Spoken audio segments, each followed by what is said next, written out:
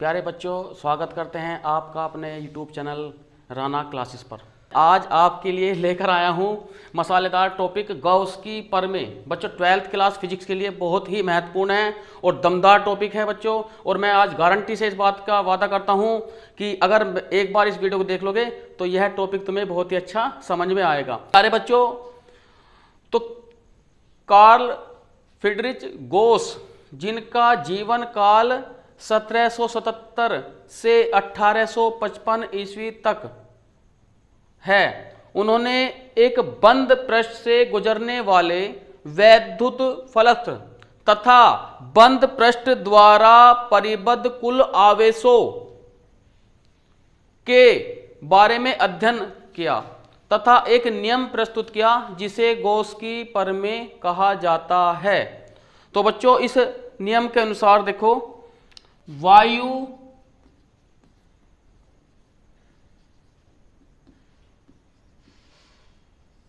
अथवा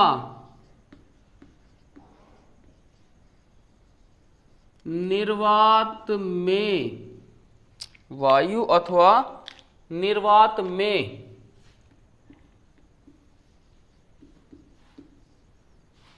किसी बंद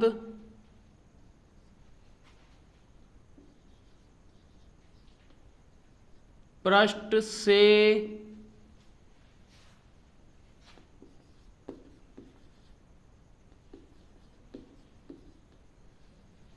निकलने वाला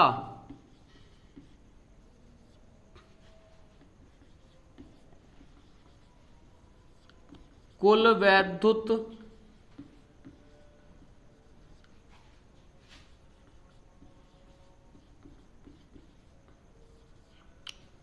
फ्लक्स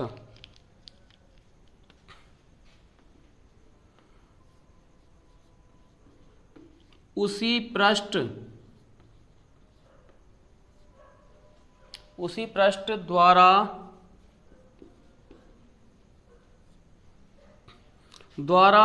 परिबद्ध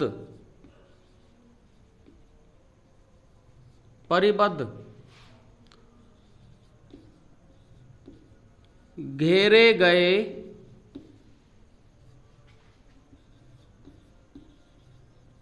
कुल आवेशों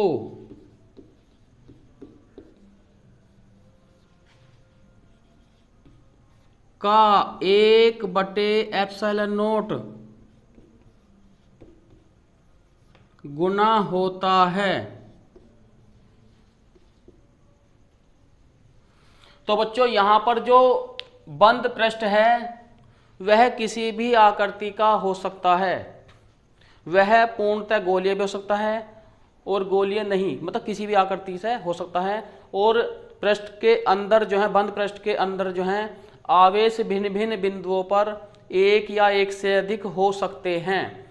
तो बच्चों, ध्यान रखना है कि अगर वायु तथा निर्वात में या तो एक बिंदु आवेश हो या एक से अधिक हो, तो अगर हम एक काल्पनिक पृष्ठ की रचना करें तो हम कहेंगे कि उस काल्पनिक जो बंद पृष्ठ से होकर गुजरने वाला जो कुल वैद्युत फ्लक्स है, उस पृष्ठ द्वारा घेरे गए जो कुल आवेशों, यानी कि उस पृष्ठ द्वारा घेरे गए कुल आवेशों का 1/ε0 गुना होता है। और जहां ε0 यानी कि ε0 वैद्युत क्षेत्र की वैद्युतशीलता है।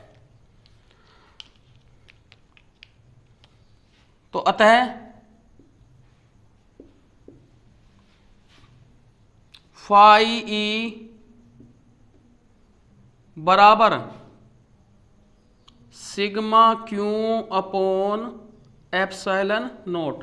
तो बच्चों, अब ये जो सिद्धांत है, ये जो फॉर्मूला दिया है उन्होंने, अब इसे हम सिद्ध कैसे करेंगे और किस तरह का हमें पृष्ठ लेना है। तो बच्चों, किसी भी तरह का हम पृष्ठ ले सकते हैं, किसी भी तरह की आकृति का हम बंद पृष्ठ ले सकते हैं। लेकिन बच्चों, मैं तुम्हें इसे गोलीय पृष्ठ के आधार पर, यानी कि जो पृष्ठ गोलीय है, बंद पृष्ठ पूर्णतः गोलीय है, और उसके केंद्र पर बिंदु आवेश रखकर मैं तुम्हें इस नियम को समझाऊंगा, क्योंकि उससे बहुत आसान बनता है। उसके बाद जैसे जैसे तुम इस नियम को समझते चले जाओगे, फिर मैं किसी भी बंद आकृति में एक या एक से अधिक आवेशों को रखकर इस नियम को अच्छी तरह से मैं तुम्हें समझा दूंगा। लेकिन अब तुम्हें मुझे ये बताना है कि यह नियम किस प्रकार बना है, ये फॉर्मूला की उत्पत्ति कैसे हुई है। तो तुम्हें सबसे अच्छा उदाहरण जो है, एक पूर्णतः गोलीय बंद पृष्ठ के केंद्र पर एक बिंदु आवेश रखकर मैं इस फॉर्मूले को बताऊंगा। तो आइए बच्चों, सबसे पहले एक पूर्णतः गोलीय बंद पृष्ठ का निर्माण या बना लेते हैं हम। तो यहां हमने एक गोलीय पृष्ठ हमने यहां इस पे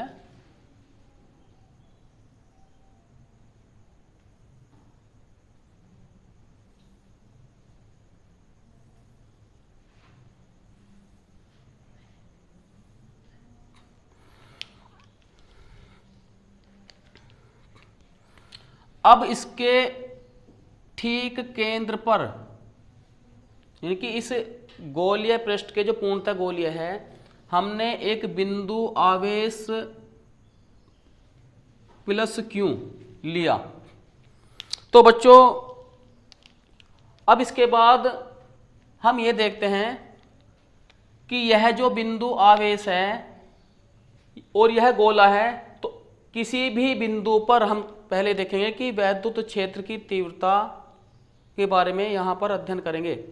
अब यह माना इस गोले की त्रिज्या r है, माना इस गोले की त्रिज्या r है, तो करना क्या है, इस गोले पर हम एक अल्पांश लेंगे, एक छोटा भाग लेंगे, अल्प अंश, क्योंकि जब भी इस पूरे गोले का अगर हमें, यानी कि इस पूरे गोले से निकलने वाला जब हम वैद्युत फ्लक्स ज्ञात करेंगे, तो बच्चों हमें क्या करना है, इस पूरे गोले को छोटे छोटे भागों में, छोटे छोटे अल्प अंश यानी कि छोटे छोटे टुकड़ों में हम बांट लेते हैं। तो पहले हम क्या करेंगे कि इस पे हमने एक अल्प अंश यहाँ अंकित कर दिया। अब यहाँ ध्यान देना है, जब इस बिंदु आवेश से वैद्युत क्षेत्र की डायरेक्शन क्या होगी, ठीक बाहर की तरफ। तो बिंदु यहां ले लिया हमने P, और वैद्युत क्षेत्र की जो डायरेक्शन है वो हुई बाहर की तरफ को, इस तरह से E वेक्टर। क्योंकि होता क्या है कि जो बिंदु आवेश हमने केंद्र पे लिया है, तो इस बिंदु आवेश से बाहर की तरफ जो है क्षेत्र रेखाएं बाहर की तरफ को इस तरह से बहुसंख्यक इस तरह से निकलती चल जाएंगी, ऐसे भी, ऐसे भी, ऐसे, इस तरह से, मतलब ये असंख्य, तो ऐसे ऐसे ऐसे, मतलब ये ध्यान रखना है इसमें। तो अब देखो अब हम यहां ध्यान देते हैं कि बिंदु P पर जो वैद्युत क्षेत्र की तीव्रता है वो E वेक्टर है। अब यदि पूरे गोले का क्षेत्रफल यदि A है, यदि पूरे गोले का क्षेत्रफल A है, गोले के पृष्ठ का क्षेत्रफल A है, पृष्ठ क्षेत्रफल A है, तो इस अल्पांश का जो क्षेत्र होगा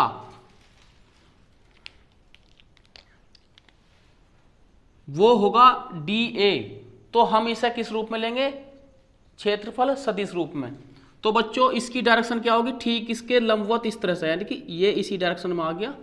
क्योंकि मैंने बताया था कि अगर कोई पृष्ठ क्षेत्रफल या कोई किसी पृष्ठ के क्षेत्रफल का हम सदिश क्षेत्रफल निकाल लेंगे तो वो ठीक उसके लंबवत होता है। तो बच्चों यहां लिख देंगे इस पे dA वेक्टर, यहां लिख देंगे dA वेक्टर। क्योंकि पूरे भाग का जो पृष्ठ क्षेत्रफल है वो क्या है a, और ये जो छोटा अल्पांश है ये हो गया dA, तो इसका जो क्षेत्रफल सदिश होगा ठीक इसके अल्पांश के लंबवत होगा।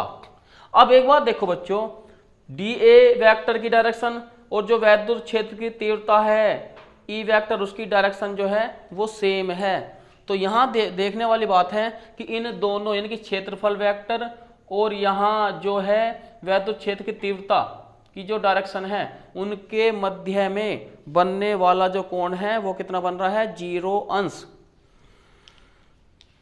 कितना बन रहा है 0 अंश।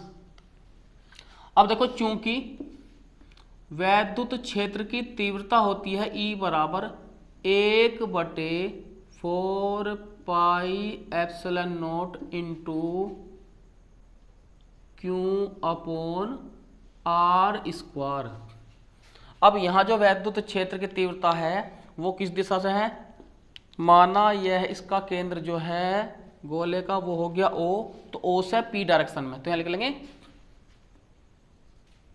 O से P की दिशा में, O से P की दिशा में। अब देखो बच्चों, अब चूंकि यह जो अल्प अंश है इसके द्वारा उत्पन्न वैद्युत फ्लक्स क्या होगा, वो भी छोटा भाग होगा, वो भी एक छोटा भाग होगा।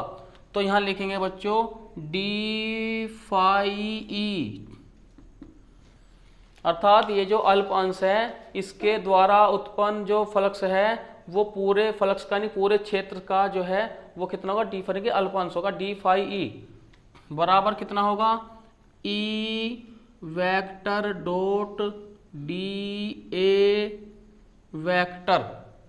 ये ध्यान रखना, dA वेक्टर यानी कि अल्प अंश का जो क्षेत्रफल का जो सदिश है, तो E वेक्टर वैद्युत क्षेत्र की तीव्रता डॉट dA वेक्टर। अब जैसा कि हम जानते हैं कि E, अब देखो चूंकि A vector dot B vector बराबर होता है AB cos theta, AB cos theta, तो इसलिए d phi E बराबर हो जाएगा E dA कोस थीटा। अब चूंकि क्षेत्रफल सदिश dA वेक्टर और E वेक्टर के मध्य बनने वाला कोण क्या है 0 अंश, क्योंकि एक डायरेक्शन में आगे, तो चूंकि dA वेक्टर तथा E वेक्टर के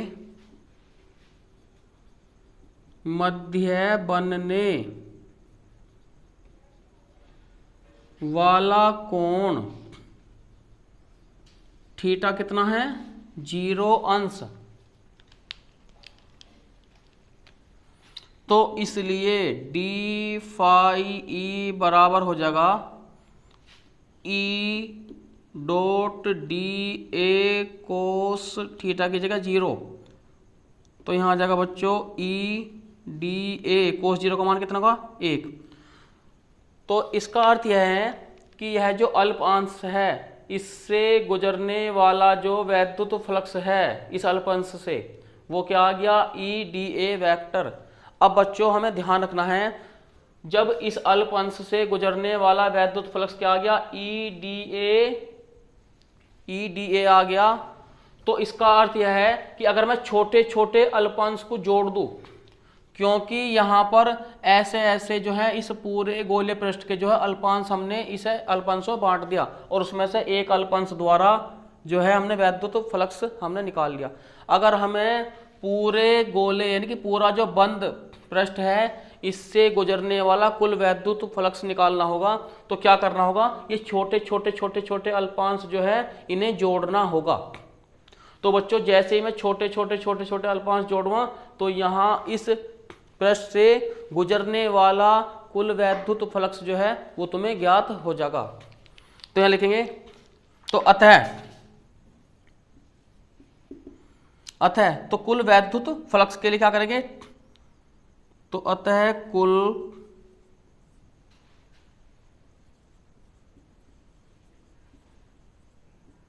वैद्युत फ्लक्स फाई ई बराबर क्या बनेगा, या तो यहां पर ले लेंगे हम समाकलन का प्रयोग कर लेंगे या हम सिग्मा का प्रयोग कर लेंगे।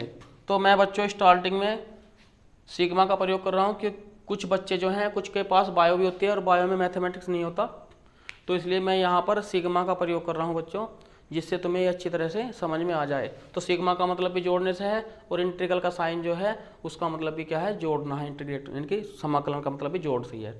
अगर बंद पृष्ठ है तो वहाँ इसमें हम इस तरह समाकलन का साइन लगा के ऐसे और यहाँ क्लोज इस तरह से ये कर लेते हैं। लेकिन मैं सिग्मा का प्रयोग करता हूँ तो सिग्मा के प्रयोग में यह है कि जिसके पास बायो है वो बच्चा भी इस आसानी से समझ जाएगा।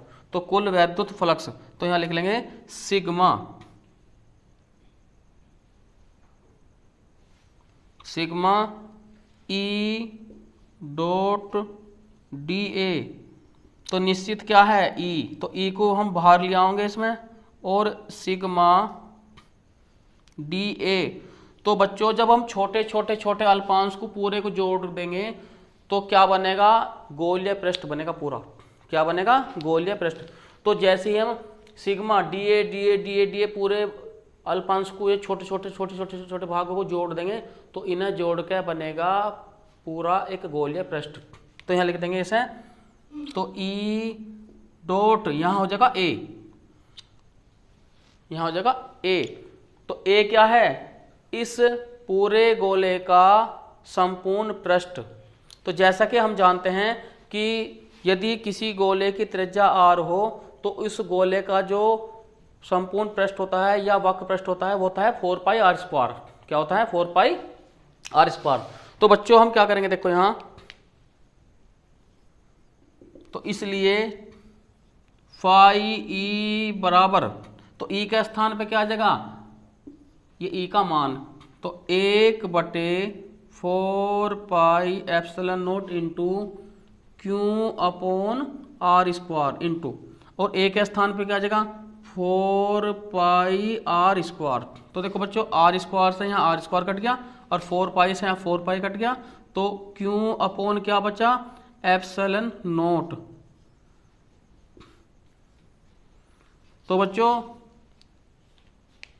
हमने एक पूर्णतः गोलीय पृष्ठ लिया और उसके केंद्र पर एक हमने धन आवेश यानी कि धन बिंदु आवेश लिया, तो उसकी सहायता से हमने गॉस की प्रमेय को सत्यापित किया। अर्थात यह पता लगाया कि उस गोलीय जो बंद पृष्ठ है से गुजरने वाला जो वैद्युत फ्लक्स है वो उस पृष्ठ द्वारा घेरे गए आवेश का 1 यानी कि एप्सिलॉन नॉट गुना है। यानी कि हम इसे लिख सकते हैं, देखो यहां इस तरह से कि फाई ई बराबर क्यू गुना 1 एप्सिलॉन नॉट। तो इस तरह से भी तुम बोल सकते हो कि किसी बंद पृष्ठ से गुजरने वाला कुल वैद्युत फ्लक्स